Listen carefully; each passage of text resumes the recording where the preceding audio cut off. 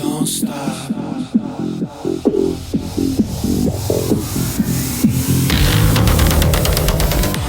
So I want to start out today's episode with a little reading, and not from a Bible. Don't worry, I will get there, but from an actual Instagram DM, which at some point is kind of sort of a bonus scripture that seemed to come directly from Jesus himself. You're going to burn for what you are. That's it. That's the whole message. No, hi, how you doing? Nice to meet you. Just a little drive-by damnation delivered at 11:47 p.m. on a Tuesday, presumably right after this person finished scrolling thirst traps and decided what they really wanted to do was to reach out. This is everything and anything and a bit gay, and this is the gay bit. I'm your host, Zach Randall Friedman, and today we're going to do a deep dive into the wonderful world of people who find my content, decide they hate it, and then instead of simply scrolling, they set up camp in my comments and DMs to let me know in detail about my internal destination. I've been doing this podcasting for a while now, and I've talked to death doulas, psychic mediums, ballroom legends, real housewives, conversion therapy survivors, cult survivors, and even a few Broadway stars. I have had genuinely profound conversations about consciousness and afterlife with people who have spent their whole careers thinking about it, researching it, and yet the most consistent commentary I get about hell comes from strangers with egg avatars and bio lines that say patriot, father, and follower of Christ in that exact order. It's like a resume. So today I want to take you into this world. I've changed everybody's name because contrary to what these people think about me, I'm not actually trying to ruin anyone's life. I just want to tell the stories. So before we get into a specific incident, I think it's important to establish that this is a different kind of species here. These people live in their own make-believe world, and it's not the kind that Mr. Rogers is in their neighborhood. So first, you've got to hear what I call a drive-by. This is our hell-burning friend from the top of the show where I talked about he did one message, no engagement, no interest in a response. They're not trying to send a dialogue. This is graffiti. They saw a wall, they had a can of spray paint, and they tagged it, and then they left. I actually have a strange respect for the drive-by because at least they're honest about the fact that they don't want to talk to me. They want to talk at me and then vanish into the ether. Mission accomplished, conscience cleared for at least another week. Then you've got this scripture bomber. This person will quote Leviticus chapter and verse, sometimes in multiple transactions, sometimes with little numbered footnotes like they are building a legal brief against my soul. I once received a message that was just 6 Bible verses back to back with zero commentary. Like I was supposed to assemble them into a coherent argument against myself. Then, this is my personal favorite, you've got the concerned auntie. The concerned auntie that does not think that they're being mean. The concerned auntie genuinely believes that they're doing this as an enormous favor to me. The tone is soft. The tone is sweetie. The concerned aunt will tell you that they're praying for you, but they still love you as a person, but they want what's best for your soul. All while informing you that your marriage is an abomination. It's hate with a cardigan on. And finally, the rarest and most chaotic breed, the debate me bro. You know, that person that does not actually believe in hell necessarily or even particularly cares about the Bible. They probably never even read it. What they want is content. They want a clip. They want to slide into DMs, not to save your soul, but to get you to respond so they can scream, owned, into the microphone for their 14 subscribers. We'll get to him. He has a name now, and his name is Brent. And we'll be right back. Okay, and now back to the show. But first, let me tell you about Karen. Now, Karen is not her real name, obviously, but I'm calling her Karen because, look, sometimes the name just fits, and I think we all know what I mean by that. And I think Karen, wherever she actually is, would understand completely because Karen always understands everything completely. Karen found me through a comment on a video that I put about me and my husband, Andrew, about celebrating our anniversary. 27 years, by the way, which is longer than Karen probably has been practicing whatever brand of Christianity she is currently using as a weapon. The comment started normal enough, happy anniversary, and then in the same sentence, with no punctuation break, no paragraph, nothing, pivoted directly into, but you know this lifestyle leads to internal separation from God, right? Same breath, same sentence. Happy anniversary, you're going to hell. It's the conversation equivalent of someone handing you a wedding gift that's beautifully wrapped and you open it and it's just a pamphlet. It's a card with no cash in it. No gift card, nothing. I didn't respond to the comment. I never responded to the comment because that comment isn't actually for me. That comment is for Karen's own audience. The people scrolling who'll see it and go, yeah, go get them, Karen. And Karen, you'll get a little dopamine hit. And that's what the whole transaction is really about. The comment was never about my soul. The comment was about Karen's Tuesday. But Karen wasn't done because Karen followed up with a DM. 3 paragraphs. And I want to be fair to Karen here because she buried in paragraph 2, she actually wrote something that's kind of remarkable. She said, quote, I don't hate you. I just hate the sin. And look, I've heard that 1,000 times. We've all heard this 1,000 times. It is the oldest line in the particular playbook that we're talking about. But what got me wasn't the line itself. What got me was that 2 sentences later in that same message, she called my marriage a slap in the face of God. So which is it, Karen? Because a slap in the face is a pretty personal gesture. You can't slap someone's face without the face being involved. You don't also get to hate the sin in abstract and then describe my actual specific marriage with the actual specific husband as a physical assault on your world. So pick a lane, Karen. I didn't write any of that back to her for the record. What I actually wrote back was, thank you. I hope you have a wonderful day. Because here's the thing that I've learned, and I think it's actually useful, not just funny. Engaging with Karen on her terms means I'm not playing in her arena. I'm not using her playbook. I'm not using her rule book. I'm not trying to win a theological debate with someone who is not actually interested in theology. She's interested in being right, and those are different games. So here's a thing that I've started doing, and I want to be honest that it's a little unhinged. But whenever I get one of these messages, and I do what I think every single one of us would do, I go and I click on their profile. And 9 times out of 10, the profile is wide open, public, no privacy settings at all, none whatsoever. Which means I'm not reading a hateful DM anymore. I'm scrolling through this person's entire digital life like I've been handed a backstage pass to a show that nobody asked me to see. So let's call this one Donna, because Donna told me in a comment that my lifestyle was declining traditional family values. So naturally, I go to Donna's Facebook, her public profile, and the first thing on Donna's page, pinned, right up front, because she pins it because she wants everybody to see it, is her 47 photos of her granddaughter's 6th birthday party. Bounce house, personalized banner, a cake shaped like a unicorn, Donna's husband in a grandpa's little princess t-shirt, grilling hot dogs, looking by every visual indicator available to me like a deeply happy man at a deeply normal family party. And I'm sitting here looking at this, at the juice boxes, at the cousins doing the limbo under the pool noodle, at a dog wearing a birthday hat going, Donna, my traditional values are being threatened by a unicorn cake. And you have left this entire event open to the public internet, full names tagged, locations tagged, child's faces fully visible, and you want to lecture me about what threatens a family? I have seen more of your family's Tuesday than most of your family has seen. The one thing about the open profile of Donna's world is that they built their entire worldview around guarding their family from outside threats by leaving the actual front door of their family wide open for anyone with an internet connection to see. I know what flavor of cake Donna's grandchild likes. I know Donna's son-in-law's job because it's in his bio.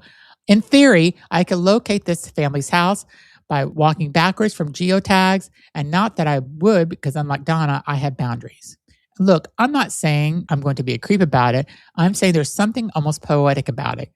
This person is policing my private life, has accidentally turned their entire private life into a public exhibit. It's the digital equivalent of someone screaming about modesty while their slip is showing.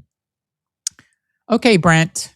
Brent found me through, of all things, a clip from an episode where I was talking about a death doula and what it's like to sit with someone in their final hours. It was a very lovely episode, and it was one of my favorite guests that I had, a tender episode. And Brent's takeaway from this tender episode about mortality and grief was to DM me a paragraph that began, and I quote, almost exactly, LOL, you're going to find out about the afterlife real soon, and it's not going to be by the one you're hoping for, buddy. Buddy, I want you to sit with that for a second. There's something about a stranger calling you buddy right before threatening you with internal damnation. That is just called a chef's kiss. It's the verbal equivalent of someone patting you on the shoulder while pushing you down a flight of stairs. Brent, as I mentioned, is a different breed. Brent wanted engagement. Brent followed up with 4 messages over the course of about 2 hours when I didn't respond. The messages escalated in this very specific way that I think is actually kind of fascinating from a behavioral standpoint. Like watching someone slowly realize the slot machine isn't going to pay out. Message 1, confident mocking. Message 2, an hour later, you scared to respond? Message 3, thought you had something to say about everything. LOL, guess you're not when it's real talk. And then message 4, which arrived at 1 a.m., a single Bible verse, no context, sent like a parting shot. And here's what I find genuinely funny about Brett. And I mean this with real affection for it being so absurd. Brent needed me. Brent's entire evening, and I checked, this was over the course of one evening, was structured around getting a reaction from a stranger he'd never met about a religion he can't possibly be living out faithfully if LOL, the internal hellfire, is showing up in the same sentence. I didn't ruin Brett's night. Brent's night was already built entirely around me. I never responded to Brent, not because I was scared, buddy, but because the silence was the only move that actually denied him what he came for. Now, sometimes I click on a profile and it's not a grandma with an open photo album. Sometimes it's the opposite. Someone's nothing at all. So let's talk about this guy. I'm going to call him Gary because something about this whole situation just feels deeply Gary to me. Gary slid into my DMs to inform me that real men don't do what I do, whatever that means, presumably referring to the very high crime of being married and having a podcast. So I do my detective work. I click on Gary's profile, fully expecting, a big flag in the bio, an eagle as a profile picture, the standard MAGA kit. Instead, nothing. One post total on the whole account, and the whole post, and I want you to sit with this, is a single picture of, I think it was a Pokemon. Not a personal photo, not a meme he made, just a Pokemon, posted with no caption 3 years ago and never followed up. 6 followers. Gary has 6 followers. My 76-year-old mother, who still does not even know really how to answer call waiting and certainly doesn't know how to respond to a text the proper way, has more activity going on her Facebook and more friends than Gary does. Gary has had this account open for what I can say is only to assume is several years, posted exactly once about a fictional fire lizard, and then went completely dark, except for apparently to periodically resurface in the DMs of total strangers to inform them about the moral content of their marriages. And I don't want to be cruel about Gary because here's the actual question underneath the joke. Who is Gary? 6 followers means Gary does not have an audience. Gary has charitably some family members who have accepted a friend request out of obligation. Gary posted a Pokemon once, and then he never posted again, which tells me Gary tried in some small way to participate in being a person online and then stopped, except for showing up in my inbox about hell. I think about Gary sometimes, genuinely. I think about the math of it. A guy with 6 followers and a Pokemon post spending his Tuesday night typing a paragraph out to a podcaster he's never met about a life he knows nothing about. That's not a man defending his values. That's a man who found one interaction all week with somebody that might actually respond to him, and the cost of entry was just being cruel to a stranger. So, Gary, I say this with true love. Maybe it's time for a post number 2. Maybe it's time to come up from the basement, post a picture of literally anything else, and let the Pokemon retire knowing it did its job. Maybe move on to My Little Ponies. Maybe it's time for that. And here's what gets me about Donna and Gary side by side. Donna has too much family, too much life, and it's all spilling into the public view. And somehow that abundance has left room for cruelty towards a stranger. Gary has almost none of it. 6 followers and a Pokemon. And his loneliness found its way to the exact same space. Wide open or completely empty, they ended up typing the same sentence in my inbox. Makes you wonder if the hate was even really about me at all. Okay, so this one isn't a hate story. This one is an embarrassment story. And it belongs in this episode because it happened to me, thanks to me trying to promote my show. and doing a million things at once. So I go to all these Facebook groups because apparently that's what you do. When you have a podcast, you go in and you post it. So I have all these LGBTQ plus groups. I cross promote my podcast into all these groups, and I'm doing it quickly, and I'm sharing whatever I'm sharing. I'm sharing a clip of the episode. I'm sharing a direct link to the podcast on Facebook. And at some point, late at night, halfway paying attention, I post my LGBTQ news story into a wrong group. It's definitely a wrong group. It wasn't necessarily a hate group. It was nothing dramatic like that. I posted this in a West African community group, and for completely unrelated reasons, totally wrong audience, wrong context, everything about it was wrong. It was for a news group for Cameroon. And I didn't realize this until I started getting comments. Not necessarily nasty comments, just generally confused. A few people said basically, wait, what is this? Why is this here? Which is fair, totally fair question. I would also ask, why is this here if I wasn't the one who put it there? I posted a clip and a link to my gay news podcast. This was no pile on. Nobody came for me. It wasn't a whole thing. It was just me sitting there at midnight, looking at their 3 confused comments going, what does this mean? Under a post that had no business being in that group in the first place. And going, yep, that's on me. That's the man who hit post without checking which window he was posting it in. I deleted it. I kind of apologized because nobody was mad. And I went back to bed only feeling like a villain in tonight's episode who's actually me. That being said, the country has laws that homosexuality is illegal and that my post in this group was about referring to transgender rights in my news podcast. So I get why nobody in that group understood it. And we'll be right back. Okay, and now back to the show. Now I want to shift gears for a second because I think it would be dishonest of me to make this whole episode just a comedy bit. Because not all these messages are funny. Some of them land differently, and I want to talk about one that did. I'm going to call her Linda. Linda found me through a clip about Bagley, the Boston Alliance of LGBTQ Youth, bagley.org if you want to look them up, where I was talking about youth homelessness in the queer community, kids who get kicked out of their homes for being who they are. Linda's message wasn't mean exactly. It wasn't a drive-by. It wasn't a scripture bomb. Linda told me she had a gay son, present tense, has not had. He's alive, and I want to be clear about that. And she told me that she struggles every day with what she's been taught versus what she feels when she looks at her own kid. And that sometimes she finds herself actually almost agreeing with the people who say things what Karen said, and it scares her. And she didn't know who else to say this to. And she said it to a stranger on the internet who talks about being gay for a living.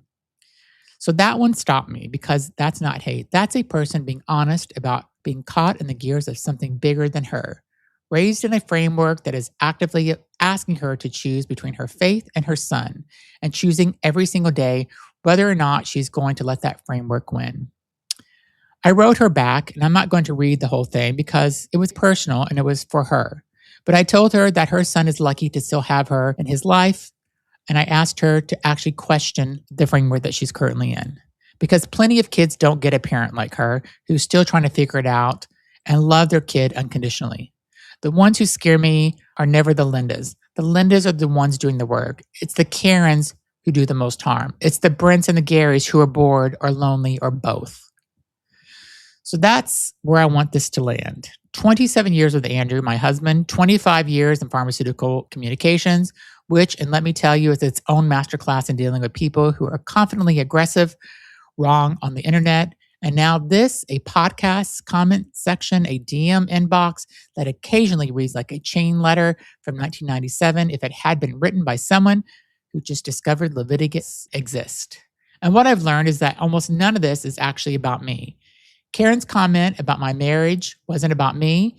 It was about Karen needing an audience of her own certainty, while leaving her own family's entire life sitting wide open to the internet. Brent's message wasn't about my soul. They were about Brent's needing a slot machine to pull at 1 a.m. because his own life apparently doesn't have enough in it. And Gary's message wasn't about real men. It was about a guy with 6 followers, 1 Pokemon post looking for an intersection all week where somebody might actually respond. And the only one of these messages that actually deserved real weight was Linda.